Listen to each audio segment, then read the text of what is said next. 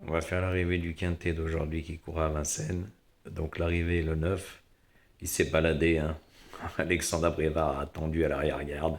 Quand il a mis le clignotant, il les a tous doublés. Franchement, il a gagné très facilement, la main levée, avant le poteau d'arrivée. Donc c'était un coup sûr, comme je vous avais dit, hein. À Lyon-Paris, il courait au même poteau qu'avec le 14, hein, où le 14 avait gagné premier et lui cinquième. Là, il lui rendait 25 mètres. Bah, que c'était impossible qu'il le gagne. Voilà. Donc il a gagné, il s'est baladé. En deuxième position, bah, Gaspard d'Angis, hein, voilà, qui est à sa place, mais j'avais dit qu'il ne pouvait pas gagner. Ensuite, le 6 que je n'ai pas mis.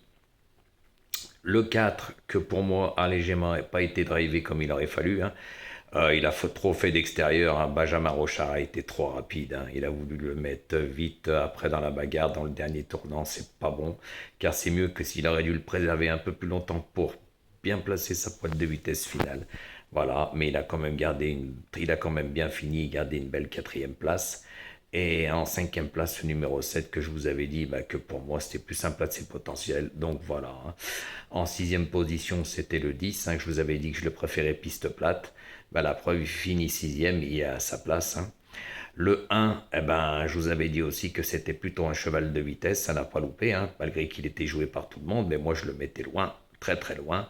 Eh ben voilà, il fait pas l'arrivée, car c'est vraiment, maintenant j'ai bien vu, un cheval de vitesse. Par contre, j'avais raison sur toute la ligne, sur le 11, hein, que je préfère quand l'entraîneur fait appel à un crack driver, ça n'a pas loupé, hein. Vous avez vu la drive de l'entraîneur?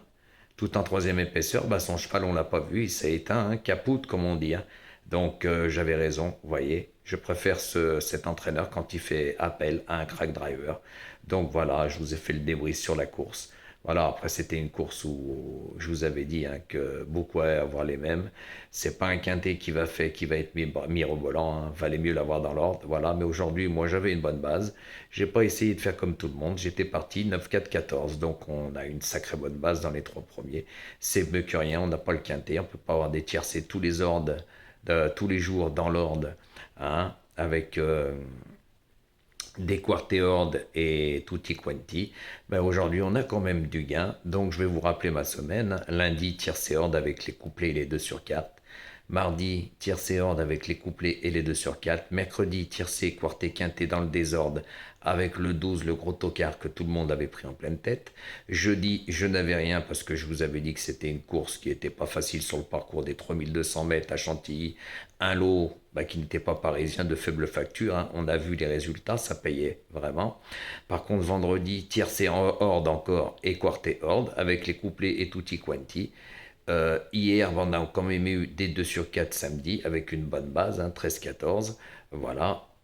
Et aujourd'hui, ben, on a le couplet gagnant et des 2 sur 4, c'est mieux que rien. Mais quand on fait le pourcentage de toute ma semaine, eh ben, elle est phénoménale. Donc, bien sûr que j'attise la jalousie et je suis la tête à abattre car il n'y a pas un pronostiqueur qui a fait ce que j'ai fait cette semaine. Et ça, c'est la réalité. Surtout celui-là qui l'ouvre et celle-là qui l'ouvre se reconnaîtront.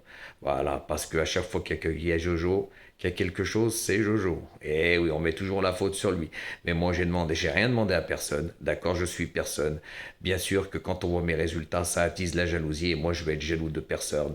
Parce que je vais vous dire franchement, le seul qui fait des explications comme ça, c'est moi. Et généralement, je me trompe pas. Par contre, mes résultats sont phénoménaux. Il n'y a pas photo. Et je sais pourquoi je joue mes chevaux. Parce qu'il y en a aujourd'hui, ils ont fait vouloir faire une course en montée. Quand ça parlait du dos, c'était à mourir de rire, ça patauge dans la soupe.